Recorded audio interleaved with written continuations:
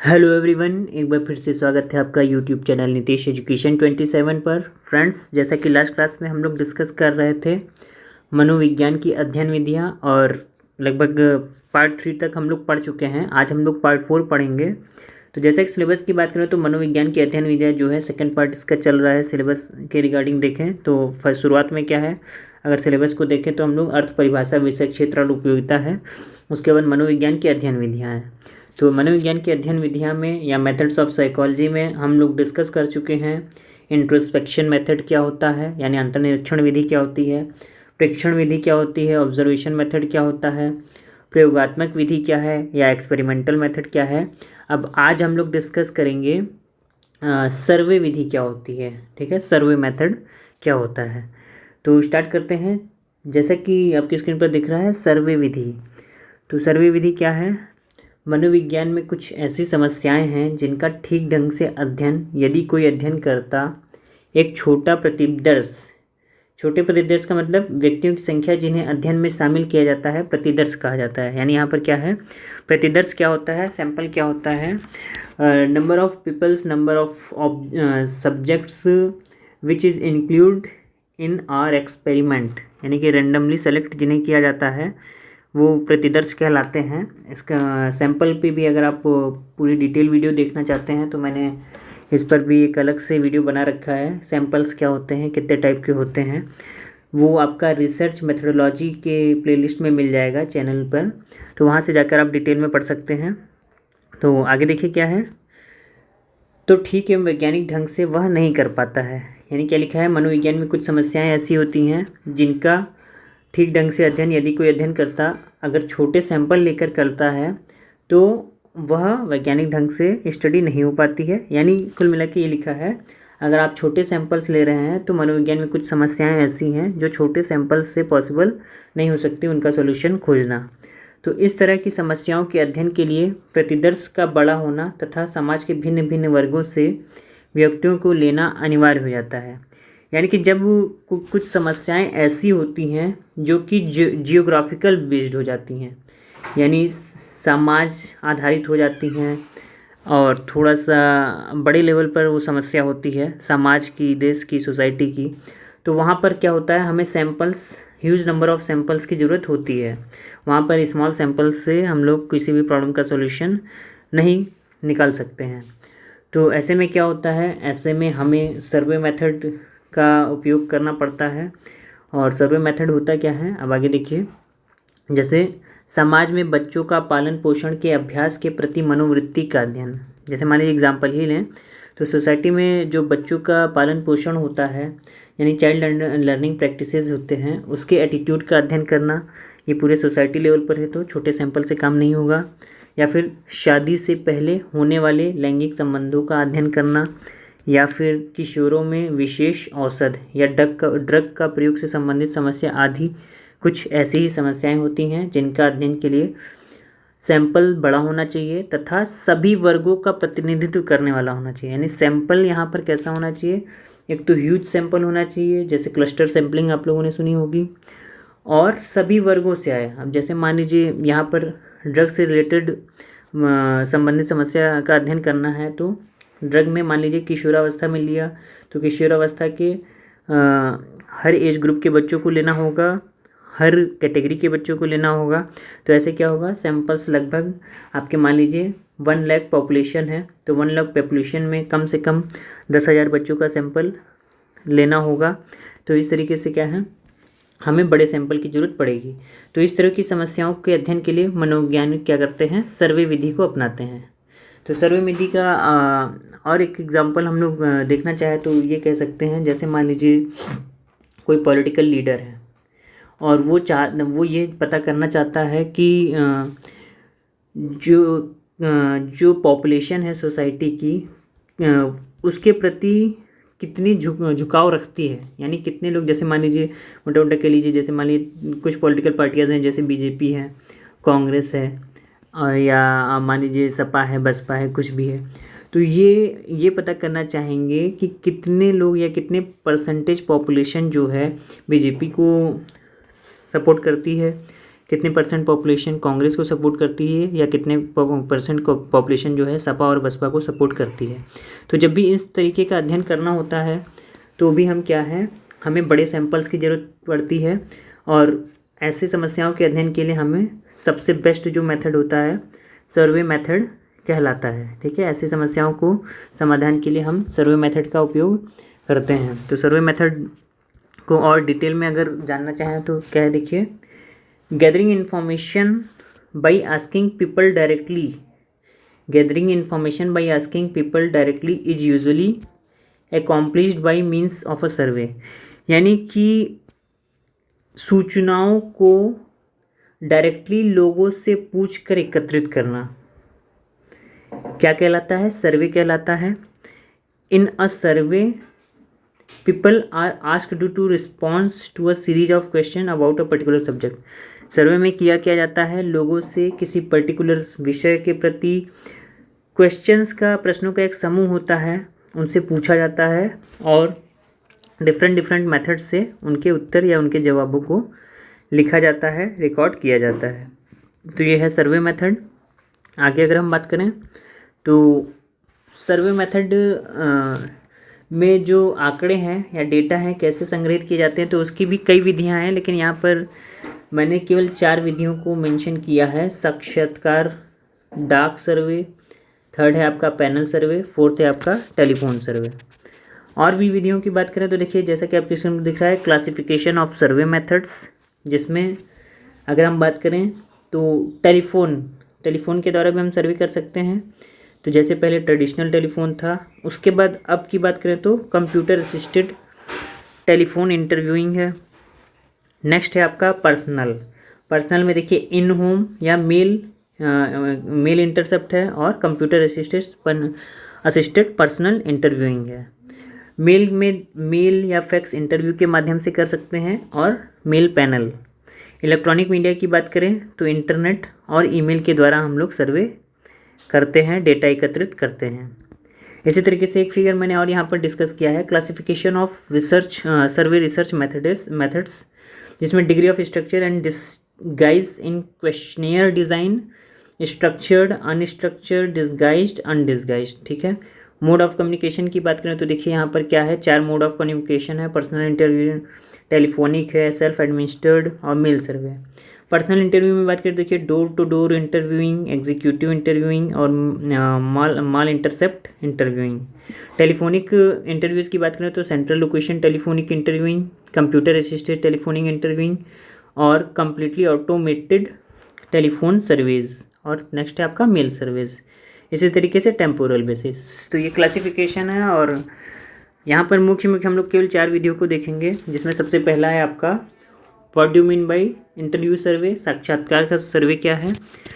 तो देखिए, इस विधि से किसी समस्या के बारे में आंकड़े संग्रह करने के लिए प्रतिदर्श में सम्मिलित किए गए सभी व्यक्तियों का एक एक करके अध्ययनकर्ता साक्षात्कार लेता है।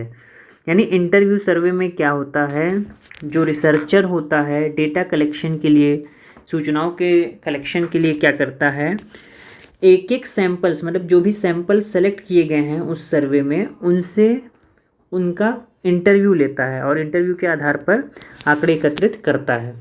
वो करता क्या है, साक्षात्कार करते समय उन समस्या से संबंधित कुछ प्रश्नों को पूछता है, जिसका जवाब क्या है व्यक्ति को देना होता है और उसी के आधार पर, उनके उत्तर के आधार पर जो रिसर्चर होता है एक निश्चित निष्कर्ष पर पहुंचता है। तो ये है आपका साक्षात्कार सर्वे। अब सेकंड बात करें तो ये है डाक सर्वे। डाक सर्वे में क्या होता है, देखिए, इसमें रिसर्चर जो है व्यक्तियों द्वारा उत्तर दिए जाने वाले प्रश्नों को एक जगह छपवा कर एक पुस्तिका तैयार कर लेता है और उन्हें डाक के द्वारा बाई पोस्ट जो है अध्ययन में जिन जिन व्यक्तियों को शामिल किया जाता है उनके घर पर भेज देता है, उनके एड्रेस पर। इन व्यक्तियों को सभी प्रश्नों का सही उत्तर देकर उस पुस्तिका को पुनः डाक द्वारा ही अध्ययनकर्ता को लौटा देना होता है। उसके बाद जो सैंपल्स होते हैं उन्हें रिस्पॉन्स को नोट डाउन करके वापस उत्तर देकर रिसर्चर के पास भेज देना होता है। तो इस तरह से क्या होता है, जो डाक प्रश्नावली द्वारा देश के दूर दूर कोनों में फैले व्यक्तियों से भी आसानी से समस्या से संबंधित प्रश्नों के प्रति उत्तर प्राप्त हो जाते हैं। तो ये है आपका साक्षात्कार सर्वे और मेल सर्वे। आगे अगर हम बात करें पैनल सर्वे, देखिए क्या होता है। इस विधि में व्यक्तियों के एक ही समूह या प्रतिदर्श का कई बार साक्षात्कार लिया जाता है। यानी कि सैंपल पैनल सर्वे ध्यान से देखिएगा, इसमें क्या होता है, जो सैंपल्स होते हैं यानी एक ही समूह या सैंपल्स, उनका कई बार साक्षात्कार लिया जाता है। या फिर कह लीजिए दूसरे शब्दों में, एक ही प्रतिदर्श से समस्या से संबंधित प्रश्नों को कम से कम 2 से 3 बार भिन्न भिन्न समय अंतराल पर पूछा जाता है और उनका विश्लेषण कर अध्ययनकर्ता एक निश्चित निष्कर्ष पर पहुंचता है। यानी इसमें क्या होता है, जो सैंपल्स हैं उनसे लगभग 2 से 3 बार भिन्न भिन्न समय अंतराल पर प्रश्न पूछा जाता है और उनका विश्लेषण करके जो रिसर्चर होता है क्या करता है, किसी निश्चित निष्कर्ष पर पहुंचता है। तो इसके द्वारा देखिए होता क्या है, इस विधि द्वारा आंकड़े संग्रह करने में फ़ायदा यह होता है कि अध्ययनकर्ता को यह साफ साफ पता चल जाता है कि वे कौन कौन से फैक्टर्स हैं जो समस्या के प्रति व्यक्तियों की मनोवृत्तियों में अंतर लाते हैं। लास्ट है देखिए टेलीफोन सर्वे। इसमें क्या होता है, इस सर्वे में अध्ययनकर्ता अध्ययन में शामिल किए गए व्यक्तियों द्वारा ही प्रश्नों का उत्तर पूछ लेता है। इस तरह से टेलीफोन सर्वे में आंकड़े तो जल्द संग्रह कर लिए जाते हैं, परंतु देखा गया है कि टेलीफोन पर व्यक्ति प्रश्नों का सही जवाब, विशेषकर वैसे प्रश्नों का जवाब जिसका संबंध नैतिकता से होता है, नहीं दे पाते हैं। तो ये टेलीफोन सर्वे नाम से ही पता चल रहा है कि इस सर्वे में जो रिसर्चर होता है सैंपल्स के पास फ़ोन कर करके डेटा कलेक्शन करता है, लेकिन इस मेथड में जो वैलिडिटी है वो कम हो जाती है। क्यों? क्योंकि कुछ प्रश्न ऐसे होते हैं जिनका जो जवाब है कभी कभी जो है सैंपल्स सही से नहीं देते हैं, गलत जवाब देते हैं। तो इससे क्या होता है कि मतलब ऐसे प्रश्नों का वे जवाब नहीं दे पाते हैं जिनका संबंध मोरालिटी से होता है, एथिक्स से होता है, नैतिकता से होता है या सोसाइटी से होता है। जैसे भारत जैसे देश में टेलीफोन सर्वे का एक और दोष क्या हो जाता है कि यहाँ कम ही व्यक्तियों के पास टेलीफोन की सुविधा है, अतः टेलीफोन सर्वे का महत्व अपने आप में काफ़ी सीमित हो जाता है। तो ये थे टाइप्स ऑफ सर्वे। अब इसके हम गुण और दोषों को देखेंगे। तो सर्वे विधि के कुछ गुण तथा दोष देखिए क्या है। सबसे पहले हम गुण डिस्कस करेंगे, इसकी मेरिट्स क्या हैं।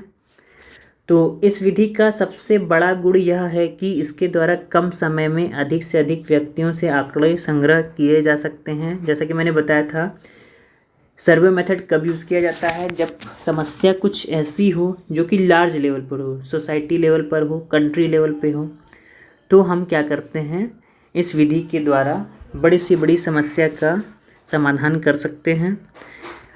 अगला क्या है देखिए, चूँकि इस विधि में समाज में भिन्न भिन्न वर्गों से व्यक्तियों का चयन करके उन्हें अध्ययन में शामिल किया जाता है, अतः इससे प्राप्त निष्कर्ष में सामान्यीकरण का गुण अधिक होता है। अब देखिए सबसे बड़ा गुण इस विधि का ये है कि इस विधि में समाज के प्रत्येक वर्ग के व्यक्तियों को शामिल किया जाता है। तो उससे क्या होता है कि इस विधि से जो हमें निष्कर्ष प्राप्त होता है उसका सामान्यीकरण करने में हमें आसानी हो जाती है। जैसा कि मैंने बताया, एटीट्यूड जानना कि जो पॉलिटिकल पार्टीज़ हैं जैसे बीजेपी है, कांग्रेस है, सपा है, बसपा है, उनका एटीट्यूड, उनके प्रति जनता का एटीट्यूड जानना कि किसकी ओर रुझान है, ये एक बहुत ही अच्छा एग्जाम्पल है सर्वे मेथड का। तो आसानी से इसका सामान्यीकरण किया जा सकता है। दूसरे शब्दों में क्या कह सकते हैं, दूसरे शब्दों में यह कहा जा सकता है कि इस विधि से प्राप्त निष्कर्ष को अधिक से अधिक व्यक्तियों के लिए सही माना जा सकता है। यानी सर्वे विधि में एक्सटर्नल वैलिडिटी का गुण काफ़ी अधिक होता है। देखिए ये मोस्ट इम्पॉर्टेंट लाइन है। ये क्वेश्चन पूछा जा सकता है एग्ज़ाम में कि किस मेथड में एक्सटर्नल वैलिडिटी का गुण सबसे अधिक होता है या काफ़ी अधिक होता है, तो ये होगा सर्वे मेथड। ठीक है, तो ये थे इसके गुण। अब हम बात करें इसके अवगुण या डीमेरिट्स की बात करें, तो इसका प्रयोग जो है शिशुओं पर नहीं किया जा सकता है। सबसे बड़ा अवगुण इसका ये है। मान लीजिए जो सैंपल्स हैं वो समझदार हैं, एडल्ट हैं, किशोर हैं, उनसे तो हम सही सही जानकारी एकत्रित कर सकते हैं, लेकिन जब बच्चों की बारी आती है, बच्चों से संबंधित या इन्फेंट से रिलेटेड किसी समस्याओं की बारी आती है, तो इस विधि के द्वारा डेटा कलेक्शन इम्पॉसिबल सा हो जाता है। अगली अवगुण क्या है इसका, इस विधि में समस्या से संबंधित जो आंकड़े संग्रह किए जाते हैं उसकी वैधता पर लोगों को शक बना होता है। यानी कि इसमें क्या है कि इस विधि से मान लीजिए जो भी समस्या से संबंधित आंकड़े एकत्रित किए जाते हैं उसकी वैधता उतनी अच्छी नहीं मानी जाती है। क्यों नहीं मानी जाती? जैसे उदाहरण ले लीजिए, जैसे एक पर्टिकुलर मेथड है पोस्ट प्रश्नावली या डाक प्रश्नावली, इसके द्वारा प्राप्त सूचनाएं या आंकड़े सही ही हैं, इसे हम निश्चित पूर्वक नहीं कह सकते हैं। यानी कि मान लीजिए डाक प्रश्नावली से आपने सूचनाओं का संग्रहण किया, लेकिन जो भी सूचनाएं आपको डाक प्रश्नावली से मिली हैं क्या वह 100% ट्रुथ हैं? हम ये नहीं कह सकते। क्यों? क्योंकि आपने डाक के द्वारा प्रश्नों को भेज तो दिया सैंपल्स के पास, अब सैंपल्स ने क्या उसका रियली ट्रुथ मतलब सही जवाब दिया है या उसमें झूठ बोल दिया है, ये सैंपल्स ही जानता है। तो इससे क्या है, इसकी वैलिडिटी कुछ न कुछ इफ़ेक्ट पड़ता है इस पर। तो ऐसा भी देखिए क्या है, ऐसा भी संभव है कि व्यक्ति कुछ ही प्रश्नों का जवाब देकर प्रश्नावली को लौटा दे। भाई सही बात है, मान लीजिए आपने अपने सैंपल्स में लगभग 50 क्वेश्चंस रखे हैं अपने डाक प्रश्नावली में, उसमें से मान लीजिए आपने अपने सैंपल्स को क्वेश्चन भेजें तो उसका मूड पता नहीं कैसा, उसने मान लीजिए 20 ही क्वेश्चन का आंसर दिया, बाकी के 30 ऐसे ही खाली छोड़कर भेज दिया आपके पास, तो यहाँ पर भी दोष आ गया। अतः यह कहा जाता है कि सर्वे विधि द्वारा प्राप्त आंकड़ों की वैधता बहुत अधिक नहीं होती है। इस विधि में कुछ दोष होने के बावजूद भी इसका प्रयोग मनोवैज्ञानिकों द्वारा काफ़ी किया जाता है। तो देखिए अभी जस्ट इससे पहले आप लोग कन्फ्यूजन होगी, इससे पहले मैंने यहाँ पर एक्सटर्नल वैलिडिटी की बात की थी सर्वे मेथड में, तो यहाँ पर बात कर रहा था ओवरऑल सर्वे मेथड के चारों तरीकों की बात करें उस सेंस में यहाँ पर बताया था मैंने कि एक्सटर्नल वैलिडिटी काफ़ी अधिक होता है, लेकिन यहाँ पर एक पर्टिकुलर मेथड की बात की गई है जैसा कि डाक प्रश्नावली की, तो इसमें जो है वैधता का गुण बहुत अधिक नहीं होता है। ठीक है, आगे अगर हम बात करें तो ये था सर्वे मेथड जिसमें जो मैंने आप लोगों से डिस्कस किया। तो देखिए जैसे इसमें कुछ टर्म्स थे, जैसे सैंपल्स की बात थी शुरुआत में, सैंपल्स क्या होते हैं। अब आपको मैं बताना चाहता हूँ, लगभग बहुत से वीडियोस मैंने ऐसे बनाए हैं प्लेलिस्ट में जिसमें ये सारे टॉपिक आपको मिल जाएंगे। जैसा कि जब आप चैनल की प्लेलिस्ट पर जाएंगे तो आपको यहाँ पर UGC net paper analysis PhD admission 2022-23 new jobs vacancies, UGC net previous year 2020 के पेपर और 2021 के पेपर, दोनों की प्लेलिस्ट अलग अलग बना रखी है मैंने। MCQs ऑन रिसर्च मेथोडोलॉजी की प्लेलिस्ट अलग बना रखी है। यहाँ पर NTA UGC net JRF paper first, साथ ही साथ अगर हम बात करें देखिए PGT एजुकेशन और रिसर्च एप्टीट्यूड इसी में सारे टॉपिक हैं। जैसा कि मैंने बताया था रिसर्च एप्टीट्यूड की प्लेलिस्ट पर आप जाएंगे तो आपको सैम्पलिंग क्या होती है, सैंपल्स क्या होते हैं, हाइपोथेसिस क्या होता है, रिसर्च मेथड क्या है, टाइप्स ऑफ रिसर्च क्या है, और काफ़ी जो टॉपिक हैं जिसको अभी लास्ट क्लास में मैं डिस्कस कर रहा था वो सब की वीडियो मैंने पहले से ही बना रखे हैं, तो एक बार चैनल पर ज़रूर विजिट करिए। और यहाँ देखिए यहाँ पर UPSC असिस्टेंट प्रोफेसर के आंसर की भी पड़ी हुई है, PGT साइकोलॉजी के प्रीवियस ईयर के सॉल्व पेपर कंटेंट सारे चीज़ें हैं, टीचिंग एप्टीट्यूड है, CDP है, सारी वीडियोस यहाँ पर अच्छे से पड़े हुए हैं। तो चैनल पर एक बार ज़रूर विजिट करिए, कंटेंट काफ़ी पसंद आएंगे। और साथ ही साथ ये कहना चाहता हूँ कि आज की वीडियो में अगर किसी प्रकार की कोई कन्फ्यूज़न है तो मुझसे आप कमेंट के द्वारा पूछ सकते हैं। और अगर आप UGC net paper first, paper 2 education and psychology, PGT psychology education, साथ ही साथ किसी प्रकार की रेगुलर अपडेट्स, चाहे वो PhD नोटिफिकेशन से रिलेटेड हो, चाहे किसी प्रकार की वैकेंसी से रिलेटेड हो, उसकी जानकारी पाने के लिए चैनल को ज़रूर सब्सक्राइब लाइक एंड शेयर कीजिए। मिलते हैं नेक्स्ट वीडियो में। आशा करता हूँ ये वीडियो आपको अच्छा लगा होगा। Thank you so much. आपका दिन शुभ हो।